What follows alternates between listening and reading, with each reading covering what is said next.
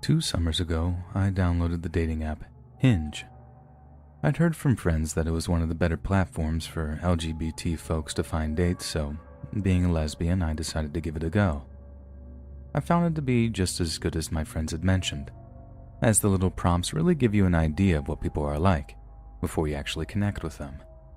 I hate to sound like this horror story is sponsored by Hinge and Raid Shadow Legends or something, but it really was refreshing to find a dating app that seemed to focus much more on personality than just a person's looks. Anyway, I'm just flicking through profiles, sending out the odd message here and there when I come across the profile of a girl called Amy. Amy was hotter than hot. She was literally my type too. Crop dyed hair, sleeve tattoos, but a painfully adorable little face with these big, shining green eyes. On top of that, her job title said motorcycle mechanic, and there were legit photos of her working on old Harleys and whatnot, which, again, I thought was like the hottest thing ever. I double-tapped the picture of her working on the bike, typed in a message like, "This is so cool," and then just hoped and prayed that she'd be back in touch.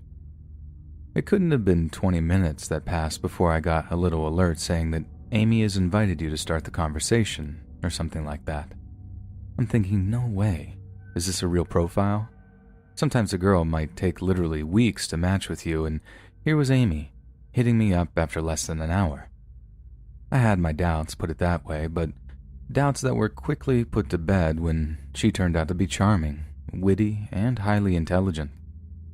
We didn't always see eye to eye on certain issues, but the fact that she seemed reasonable and open to compromise was like the polar opposite of a red flag. It was like a blue flag or something. Something that screamed potentially wifey material over here. And as much as I tried not to hype the whole thing up, I was super excited to meet her to see if we had as much chemistry in person. So we arranged a meeting at a local coffee shop, nice and public for a first-time meeting. We're talking on Telegram by this point too, so she was able to send me a picture of the outfit she planned on wearing, just so I could recognize her. And oh my god, she looked gorgeous. I didn't think I could get any more nervous than I already was, but when I saw her in that flannel shirt with the sleeves rolled so her tats were showing, I swear I felt my blood pressure ramp up by 5 notches. Anyway, I take a few deep breaths, psych myself up to meet her, then head out of my apartment and around to the coffee place. Anyone who's been on a first date for the first time in a while will tell you how nerve-wracking it can be. Standing there, or sitting there, trying to look cool, while simultaneously being nervous as you're rubbernecking for any sign of your date. So, that's the kind of mood I'm in as I'm standing outside the coffee place, stewing in my own anxiety for 10 minutes, then 15, then 20. By the time I'd been waiting for a half hour, I was starting to get a little worried. Amy had mentioned that traffic was awful, so I figured she might be a few minutes late. But a whole half hour late? I was starting to think I was being stood up. I shoot Amy a text asking how far away she was. It takes a few minutes for her to see the message, but unlike her usual replies, which took a matter of minutes to type out, she doesn't send me anything. I figured that might be because she's driving, so I decide to give her a call just in case it's more convenient for her to talk that way. But again, there's no answer. I'm trying my best not to panic, telling myself like, it's fine, she's just busy, don't freak out. But I think deep down I knew it was all too good to be true.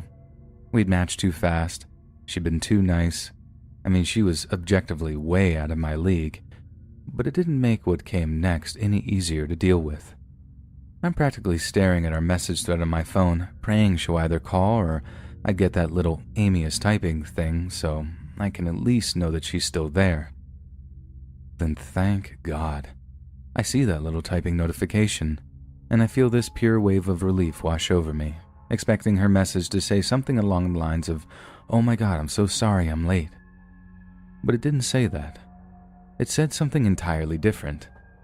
And although I can't remember exactly what the message said, as I didn't exactly keep it around my inbox for long, it said something like this. Okay, I think this has gone on long enough, and I have to come clean. I'm not a lesbian. I'm not even a girl. Sorry to catfish you. I just thought you were hot and wanted to check you out in person. In person? What did they mean by in person? What followed was the most horrifying moment of revelation that I've ever experienced. Not only was Amy not real, or at least not the person I thought I was talking to, but the psycho creeper who got off on inconveniencing lesbians was actually there, somewhere not too far away, watching me. It made my skin crawl. I was angry, upset, confused, but the feeling that seemed to override all others was fear. The pure terror of being seen by someone or something that you can't see in turn. I start spinning around trying to find the creep staring at me, but no one seemed to be watching, or if they were certainly doing a great job of hiding it. Then, and I'm not even sure what compelled me to do this, but I started looking up. Now, the coffee place I was standing outside was surrounded by tall buildings, possibly the reason my instincts were screaming like, up, up, up. I must have looked like I was losing my mind out there, spinning like a top with this terrified look on my face, but suddenly, I saw him. Standing about 5 stories up in a large open window was the figure of a man. He was so high up that I couldn't quite make out his face, but he was definitely holding something in his hand, and I'd be willing to bet my left arm that it was a freaking cell phone. I'm guessing most of the units were apartments and they all had those large glass windows, but he was the only person I could see up there. It sure did look like he was staring down at me, but I didn't know for sure that he was staring at me. And then just when I figured I might just be imagining things and that there was no one actually watching me, just the sick troll that had tricked me into a fake date, he waved. The guy raised his hand and gives this slow, theatrical wave to make it perfectly clear that he was watching me. I swear to God I nearly puked right there and then. I was this horrible combination of nauseous and numb, and I've never felt like I was about to pass out in my entire life, but I feel like I came close right then. My head was just spinning with this this can't be happening. How could it be so dumb? No one that hot would ever like me. Of course it's a catfish. You're so stupid. Stupid, stupid, stupid. All I could do was just walk away with legs like jelly, wondering if I was going to scream or cry first. I've never felt so violated before, not without an actual crime being committed. I had zero recourse other than to report the catfish account, and no matter how upset I was, it wasn't like I could get the cops to arrest anyone over it. So yeah, I walked back to my apartment in a kind of daze, fell onto my mattress and just ugly cried into a pillow for like a half hour straight. It was seriously one of the worst days of my entire life, and it put me off dating apps for almost 2 whole years.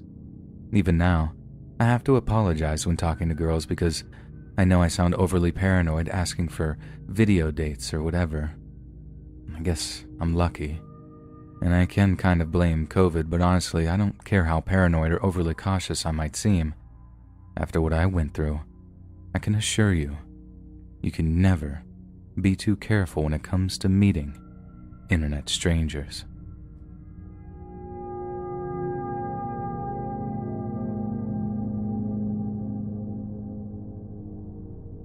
After about a year of using the dating app Hinge, I'd pretty much worked through every girl on there.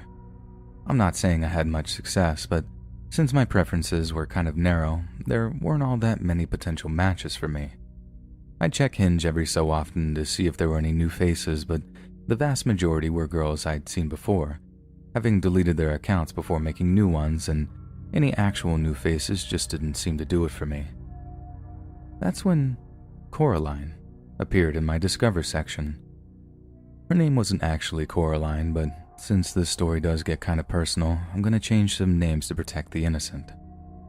Every so often I'd see a girl on Hinge that'd provoke an audible wow from me.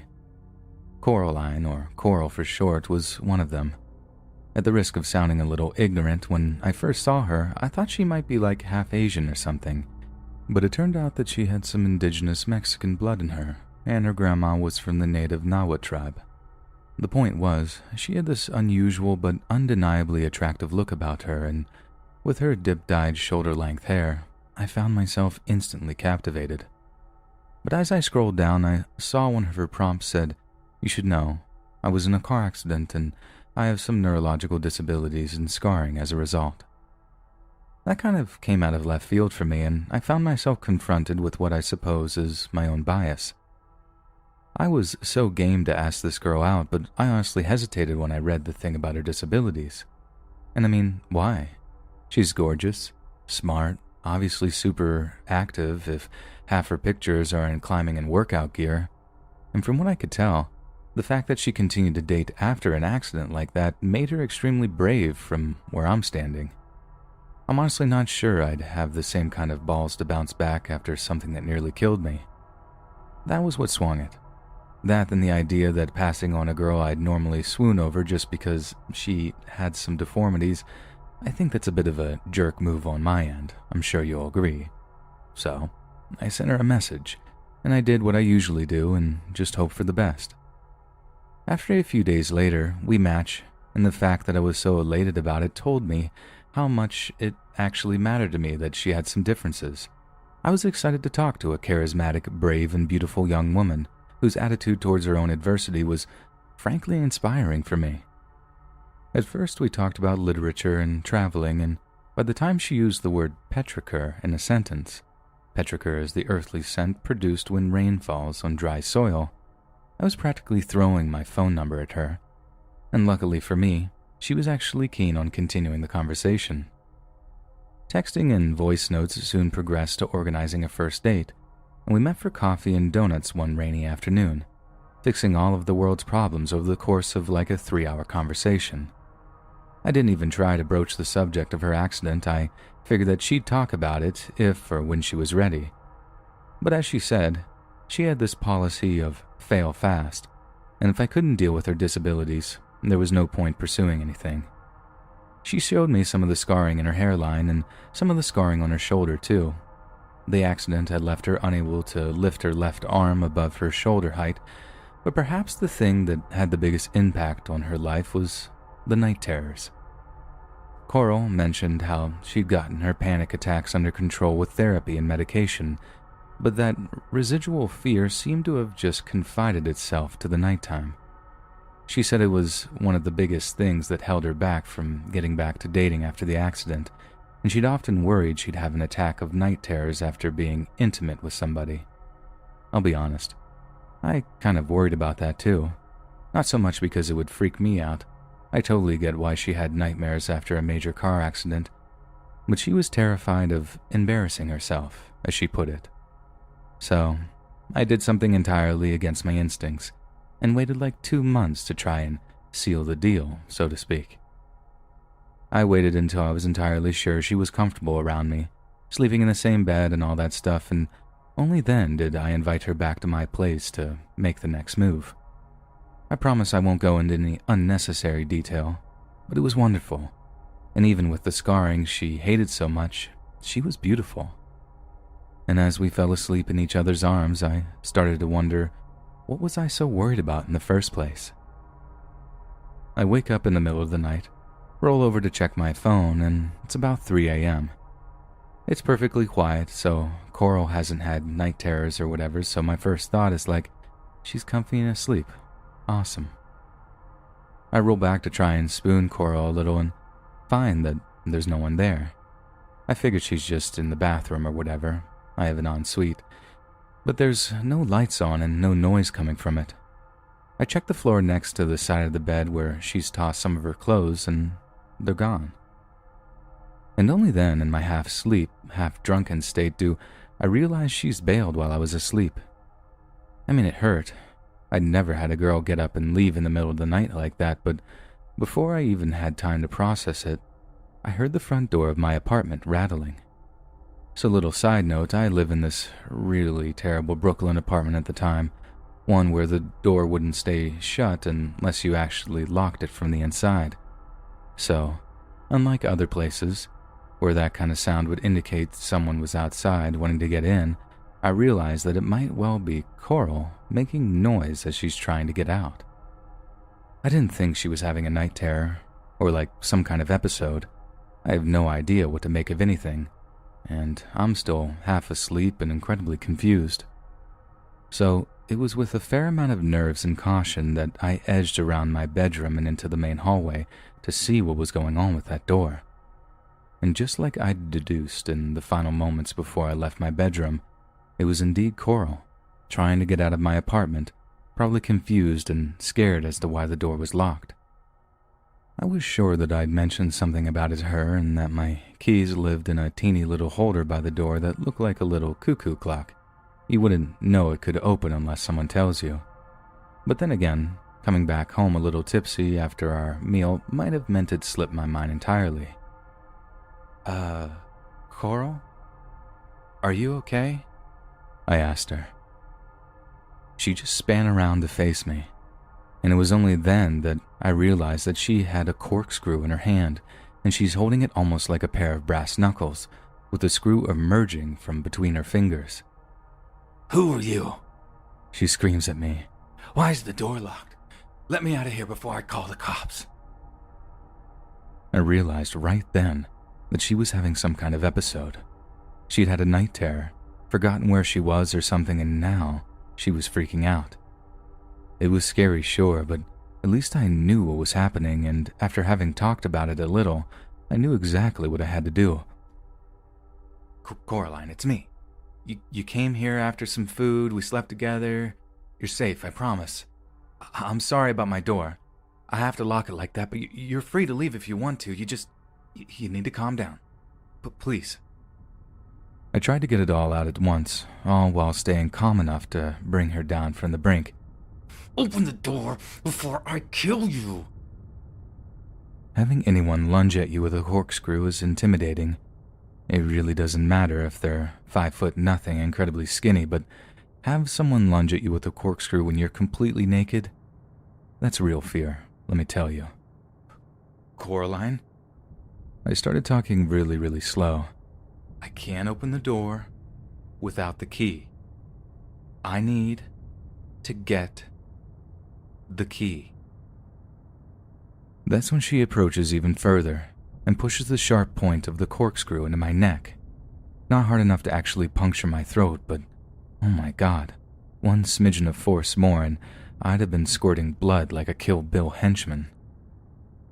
There came a moment when I was sure she was about to plunge that piece of cold steel into my neck.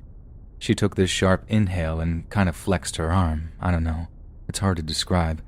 But I remember my heart just pounding in my chest as I'm thinking the next thing I'd be doing would be rushing to call 911. But right as she seems like she's about to stab me with a freaking corkscrew, she relents. And I can see this look enter her eyes as she sort of, and this is the best way I can describe it, wakes up. She sees the corkscrew at my neck and just drops it, recoiling like she was horrified at what she was doing. She looks me dead in the eye and stammers out, I'm sorry, And then her speech just degenerated into silent, gasping tears. My heart absolutely broke for her in that moment. The big thing she'd feared about getting back into dating, it had happened, and it was probably worse than either of us had imagined it would be. It was dawn by the time she calmed down, and as much as I insisted that she was free to leave, I wanted her to stay. I wanted to be supportive. I hated the idea of making her feel like I was mothering her or whatever, but at the same time, I just wanted to protect her and help her so bad. Not the healthiest inclination when it comes to relationships, but it is what it is, I suppose.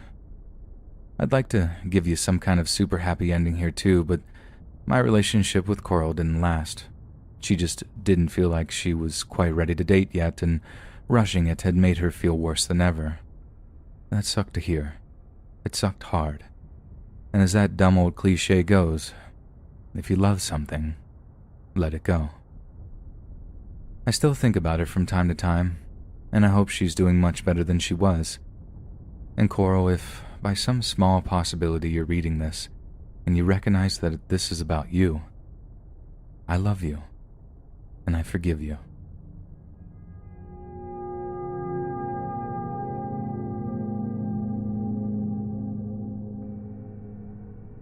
I ended up matching with this girl on Hinge, and don't ask me how. but the topic of conversation ended up being piercings.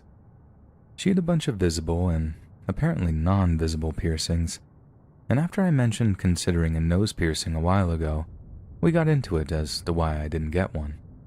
I was honest. I told her I put it off because I was scared it'd hurt. But the longer I put it off, the less I wanted it, if that makes sense.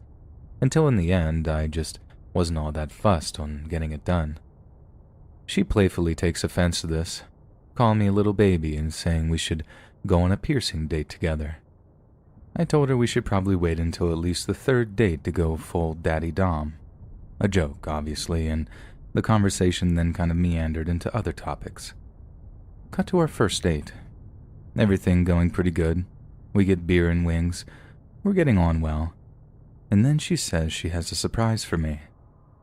I'm pretty stoked at the idea. I couldn't possibly guess what it was, but if she'd brought me a gift or thought of somewhere cool to take me, I thought that was pretty thoughtful.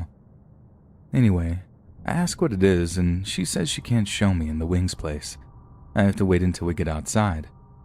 Kind of mysterious, right? And that only makes the anticipation build and build until the time we finally do get outside. And I'm incredibly excited to see what she's got in store for me. So like I said, she had a lot of piercings, and was kind of like a punk chick in general. So there's a little context for the fact that she had this cut-off denim jacket on, with 3 or 4 safety pins running through one of the collars. She takes one of the safety pins, unfastens it, and before I could even ask her what she was thinking, she rams the sharp of it through both, I repeat, both, of her nostrils. "See? Doesn't hurt at all," she said, as all this blood starts trickling out of her nostrils and down onto her lips. "Now you've got no excuse not to." No matter how much I insisted, this girl was determined to pierce at least one of my nostrils, and went from a playful haha no thanks to me physically resisting her and eventually telling her to get off of me. As you can imagine, this caused quite a scene, as she legit looked like she's been punched in the mouth, and now we're having a full-on shouting match. Right about the time she screams, "What's your problem?" I realize there's an actual crowd gathering, and a lot of this crowd seems to think that the girl's mouth is bloody because I hit her. Now let me make it clear, even when I'm trying to keep this girl from shoving a piece of metal in my face, I didn't get physical with her at all. The most I did was grab her wrist and keep it away from me, because even if she was only joking around, all it would take after a few beers would be a slip or a trip. Or why am I even justifying this? Don't put pieces of sharp metal near the other people's faces and expect a good reaction. But anyway, this little crowd started forming, and most people are concerned with the girl if she needed 911 calling for her mouth, helpful stuff, not accusation stuff. But on the other hand, there's a few dudes circling me like, "Did you just lay hands on her, bruh? Think you're tough hitting on a lady like that, MFer, all that kind of stuff." I obviously fire back by telling them it's none of their business, but as soon as the words leave my lips, I realize that, although it wasn't any of their business, and it wasn't what they thought it was, if anything, mind your own business just confirmed that I was some woman beating POS. But the worst thing, when it became obvious what I was being accused of, the girl had been so offended by my piercing rejection that she did absolutely nothing to reassure anyone that I hadn't hit her. The last thing I did before I had to just flee the entire scene was look over to her like, "Really? You're like this?" And it turns out, she was. Because what else would you want to call a girl who turns a perfectly nice date into a potential lynching in the space of about 10 minutes? If those dudes had caught up to me, or if they weren't so drunk or hadn't been as athletic as I was at the time, I'd probably have had my head bashed in on the sidewalk, and there's a decent chance I wouldn't have the brain function to even be writing this. So please, be careful with the kind of people you're meeting up with on dating apps. I think one of the coolest things promoted with them is the whole video date thing that's introduced during this whole pandemic thing. I mean, not so much because they're corona compliant or whatever, more because I feel like you get a much better idea of someone's personality that way. And if I'd had done that with Piercer Girl, and got a hint of how intense she was, I might not have been so quick to take her out. And taking her out not only led to the single worst date I've ever been on, but also one of the scariest nights of my entire life.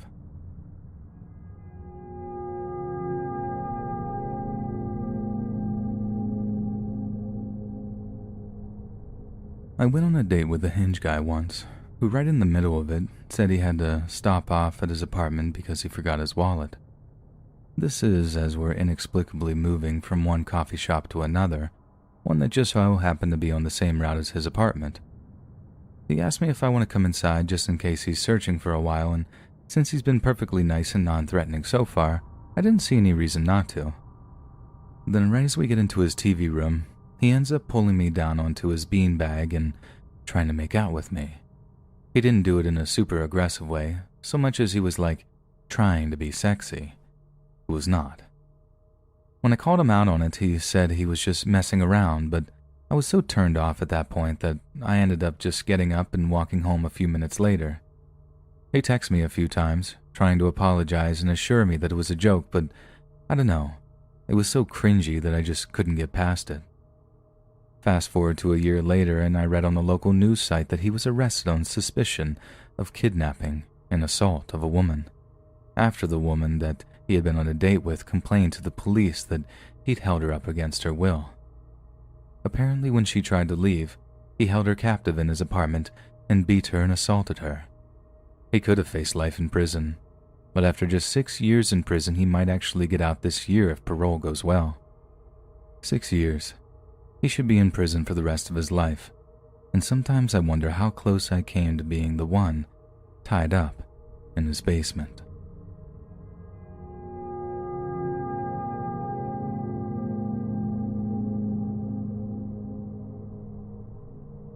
I met this guy on Hinge, swapped numbers, texted a lot, and thought, why not go on a date? Well, there were a lot of things he failed to mention, such as his extreme Tourette's. Every sentence had a swear word thrown in randomly, and he would interrupt me constantly while I brushed aside because I have met a lot of people with the syndrome before. His height was almost a foot less than his profile said. Said he was just over 6 foot, but I'm 5'7" and towered over him. And of course, forgot to mention the 6 other girls he was in a relationship with. I was uneasy initially because of how much he failed to mention, but it got worse. He took me to a massive antique store. We both love old stuff, which was basically the creepiest warehouse I'd been in. It was dimly lit with all sorts of creepy dolls lining the walls. Not my kind of antique store. So we're walking through it with him randomly shouting swear words, and I just want to go home. He kept grabbing my shoulder, cupping the shoulder and squeezing hard, then would run his hand down my back and grabbing my butt. I tell him I'm not comfortable with that, and he grabs my hand and pulls me into the bathroom at the end of the shop, throws me against the wall so I end up on my hands and knees. I'm kind of in shock now. Locks the door, lowers his pants and thrusts his junk into my face. When I didn't follow his request, he grabbed my jaw and even tried opening my mouth. A finger slips in and I take the opportunity to bite. This freaked him out, screaming, "What's wrong with you?" And I stand up, slap him across the face and get out as soon as possible. I'm crying while running out of the shop, and the shopkeeper stops me and asks what's wrong. I explain what just happened, and he looked over to see my date chasing after me. Thank the Lord he was arrested on sight, and I haven't heard from him since. Thankfully, I'm now with a wonderful man, so even in all the trauma, I suppose some things do work out in the end.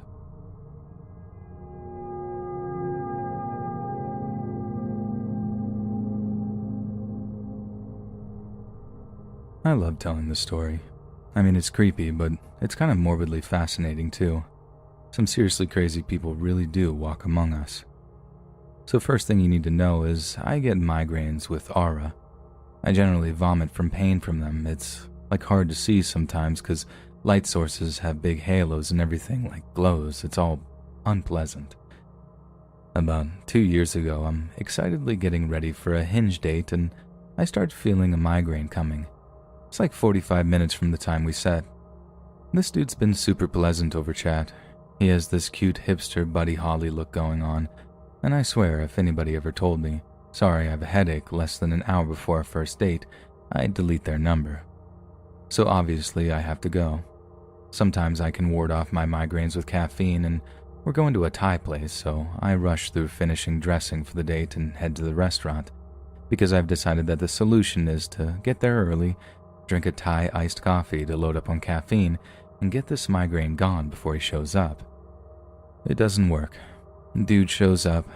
I keep casually propping my head up on my hand while we talk so I can press against my temple with my fingers. I'm only making one-word responses and positive noises that is my entire part of the conversation. At 2 separate points, I leave the table and go puke in the restaurant's bathroom and then come back pretending like nothing happened. I would like to say I'm just an amazing actress, but I'm not.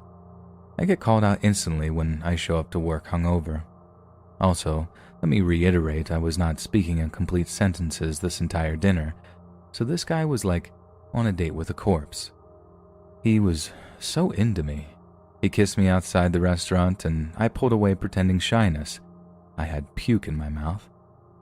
Gave him some line about it being pleasant and went home to die. The dude spent 3 weeks straight trying to get me to go out with him again. He was so into this corpse woman he went on the date with. I shared no thoughts, no personal anecdotes. I did nothing the whole date but nod weakly, and he was really into that. I am, when not physically impaired, what one would call a broad in the positive sense. I curse and talk a ton of crap and don't take anything from anyone and have thought about everything in the world. This dude would hate my actual self, and to be honest, I think the fact that he apparently wanted to date someone with no opinions of their own is probably why he's single.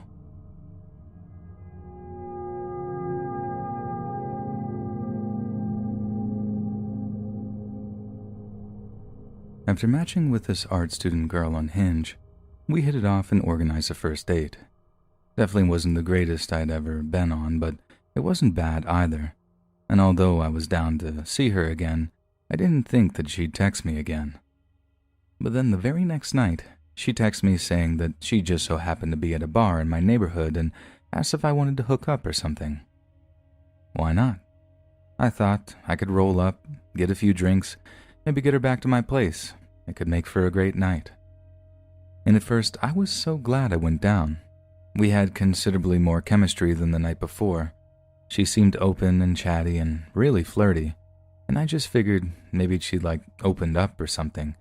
Maybe talked it out with a friend and decided, yeah, I think I do like that guy. I'm serious too. We really did have a great time. None of the social awkwardness or shyness, just pure chemistry. And then right around closing time, she hits me with a, I think we should go back to your place, and gave me this look that made me blush so hard I could literally feel it. I had no idea what I was doing right, but having decided not to overthink it, I just got us an Uber and got us back to my place. The whole cab ride back, it's the same deal. We're kind of drunk, but we both have it together. The Uber driver has some song on that she likes. She asks him to turn it up. He does, and she starts belting out whatever the lyrics are. Kind of rowdy, sure, but still good vibes. But when just as we pull up to my apartment, each of us thanks the driver, then I just remember watching as she opens up her door, then just sort of leans out face first and wipes out in the concrete. I thought she might have been seriously injured at first, but thank God it was just a little swelling around her forehead. But still, I got her into my apartment with a bag of frozen peas on her head. Only she can barely speak at that point, and I'm not even sure if it was the alcohol or the hit she took falling out of the cab. So I'm juggling, getting her glasses of water, icing her forehead, and praying it's not so serious that we have to call 911 or something. But over the next course of time, I don't even know how long, but my anxiety just rises and rises as her conditions get worse and worse. It got to the point that she could barely speak, but she's just assuring me, got a nap, just need a nap and I'm good. So I show her into my bedroom, let her collapse onto the bed, make sure she won't swallow her puke if she just so happens to do, and then I pretty much leave her to it. I wasn't about to be a total creep and do anything weird. I just gave her the space she needed and hoped she wouldn't puke. It slowly dawns on me that she's most definitely not just going to take a nap. When I open up my bedroom door to check on her, and she's snoring like a bear. By that point, I'm actually pretty sleepy myself, but again, in a bid not to come off like a total creep, I decided not to share the bed with her. I grab her my running flask full of water, almost impossible to spill, put my small office trash can by the bed, just in case she needs to hurl, and then I get comfy on the couch that's just become my bed for the night. I honestly can't remember if I drifted off to sleep or not, but the next thing I know, I'm staring at the ceiling, hearing some seriously weird noises from my bedroom. I get up, walk into the hall, then push the bedroom door open to check on my date, and this is what I see. She's kind of groaning, holding her head in her hands, and I clearly hear her need to pee in the middle of what sounded like a long, uncomfortable groan. She rolls onto her side like she's about to climb off my bed, but instead of actually pulling it off, she screws up completely, rolls off the bed entirely, and knocks the trash can over as she falls to the floor with a thud. Then I swear to God, she just reaches for her drawers, pulling them down and starts peeing up like a freaking fountain. I had no idea girls could even do that, and I'd have been impressed if it wasn't my carpet she was peeing all over. As squeamish as I was about getting the girl's pee all over me, I managed to get her up before I walk her to the bathroom, sit her down on the toilet. She makes a few more grunts, then starts going again, so I take the opportunity to clean up my carpet a little. Then as I'm soaking up the pee into a dish towel and wringing it out into a bowl of soapy water, I just hear thud against the wall, sounding an awful lot like my date just fell off the effing toilet. At this point, she is completely immobile, and I can't get her up, almost like she just got 50 pounds heavier in the space of about 5 minutes. So I grab a pillow, prop her head against it, and resolve to sleep in the bathroom with her just in case A, anything else happened, or B, my sketchy roommate came home and did anything weird. That's another scary story entirely, by the way. After a few hours of rough sleep, she wakes me up and tells me she needs to use the bathroom. I leave so she can do her thing in peace. But after maybe 10 or 15 minutes, I start worrying again, so I go to knock on the door only to find it unlocked and slightly ajar. I push it open, only to be confronted with one of the most obscene stenches I'd ever been faced with in my life. Not only did this adorable young woman produce one of the most heinous stenches in the history of smells, but she had somehow managed to poop absolutely everywhere, except in the actual toilet bowl. To this day, I have no idea how she did it, but I couldn't seem to get the smell out of my bathroom for weeks afterwards. On top of that, the way she'd fallen had somehow gotten her head almost jammed between the toilet and the sink, and for a while I wasn't sure I'd be able to get her out without seriously hurting her neck. I managed to get her head free, but she is completely out for the count by that point, and there was nothing more I could do for her other than just allow her to get some rest. I can't get her up, and I just can't face the prospect of wiping her butt for her, so I just leave her in the bathroom with some water and some towels and head back to the couch in hopes of getting a few hours of sleep before work. Oh yeah, I had work the next morning. After a few hours, I hear her get up and go to my bed. I check in on her and she is out, fully clothed, in my bed and covered in puke still. Feeling utterly disgusted and defeated, I go back to the couch. When I get up for work, I go to check on her at around 7 a.m. Again, she's snoring like a bear, so I just leave her a $10 bill, a set of clean clothes that are roughly her size, and directions to the nearest laundromat. Although if I was her, I'd have just tossed my dirty clothes in a dumpster and forgot all about them. I figured I'd done her a huge favor. I get that it wasn't her fault, but she had completely screwed up my bathroom and made a complete mess of my bedroom too. I really did think that was the worst it was going to get, and it wasn't like I was expecting a groveling apology either. I mean, maybe a thank you wouldn't have gone amiss. But what came next, I don't think I've ever could have guessed, not in a million years. I get a text from her that day, just after I get home from work. I expected to say thank you, maybe trying to piece together what happened that night, but instead, The message basically says this: I know it was you. I'm going to the cops. I hope you get everything you deserve in prison. It seems so out of place. For that second, I thought it was a joke or in bad taste or a text to the wrong person or something. I reply with, "Excuse me?" And she follows up with, and I'm paraphrasing, but this is the gist: "You put something in my drink. I'm getting my hair tested. Expect a visit from the cops, you scumbag." Apparently the only way to test for that drug is through the hair. It's expensive, inaccurate, which terrified me, but it's the only way to do it. And it all clicked. She thought I'd spiked her. Because we ended up at my apartment, that was her conclusion, that it must have been me who tried to violate her. And that was the single most eye-wateringly scary moments of my entire life, realizing I'd been accused of something like that. And from where I was standing, there was no reason to think that it wasn't me. Like, think about it. You hear about a girl getting spiked and she just happens to end up back at some guy's apartment who she met on Hinge. I mean, Jesus, I might think I was guilty too. I didn't text her back. I figured any text might be used as evidence or whatever, and I mean, what do you even say when you're accused of something like that aside from all the obvious stuff? She'd obviously made up her mind already. The only person worth contacting might well be a lawyer at that point. Then boom. The day came when my phone rang, and it was a cop asking if he could stop by and talk to me at home. I mean, he actually gave me the "don't leave town" line as we were hanging up.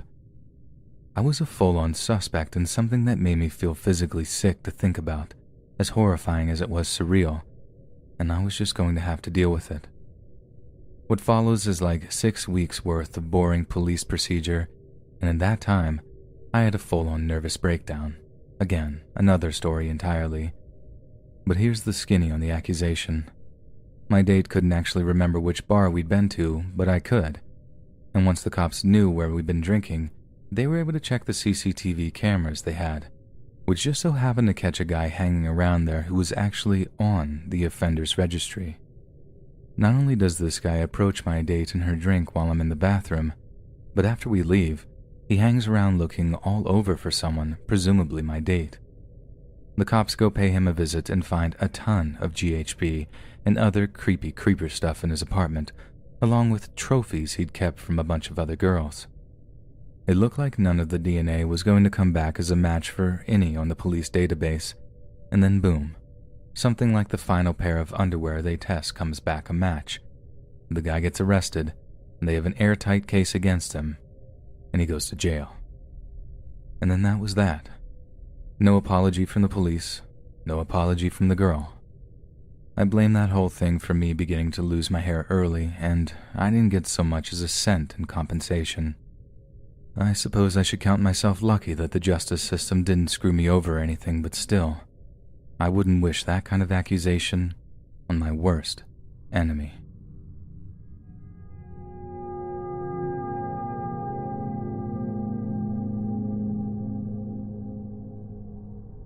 So I had been out of the dating game for roughly a year, and being the awkward mess that I am, my best friend had convinced me to try out Hinge. Figured, I can get to know people online and then try a date. Terrible idea. I'm still mad at her. So I meet this guy on the site and we spend a few weeks chatting and getting to know each other, and he seems really cool. He asked me on a date and I said sure. And here's the part where I'm a moron and am surprised I didn't get murdered. I say I prefer low-key dates, so he suggests that he cook us dinner and we watch indie horror films at his place. I agree, and I'm so stupid for this. I show up to his place and have developed a code word system through text with my bestie, and she has all the details of where I am. He meets me outside and I realize I tower over him. At 5'7", that rarely happens to me, but I shrug it off. Can't help your height, right? We go up to his place and he shows me around, emphasizing on the bedroom, then takes me to the kitchen to show me the 4 bottles of very expensive wine he bought for me, and no dinner prepared. He pours me a glass and I awkwardly pet his dog. We sit on the couch and he puts on this weird Italian art film, no subtitles, and all Italian. Neither of us know what is happening, so I just sit there, feet flat on the ground, spine rod-shaped, sipping my wine when he decides to basically curl up in my lap. And he starts nuzzling my face, like that thing cats do, but with his face on my face for at least 10 straight minutes. His dog looks at me with pity. At this point, I excuse myself to the bathroom and text the bestie to call me and get me out of there. After taking her call 20 minutes later, I politely try and thank him for the glass of wine and make my way off the couch, and he lays across me and force cuddles me. Wouldn't let me leave, so I just stood up and he plummets to the floor. Because like I said, I'm an Amazonian compared to him. He pops up off the floor to help me put my coat on, and he gives me one good sniff right at the nape of my neck. Pretty sure some of my hair is still infused to his brain from how deep an inhale that was. I made no attempt to hide my running down the 3 flights of stairs and up the block to my car. Deleted my account that night. Please, never again.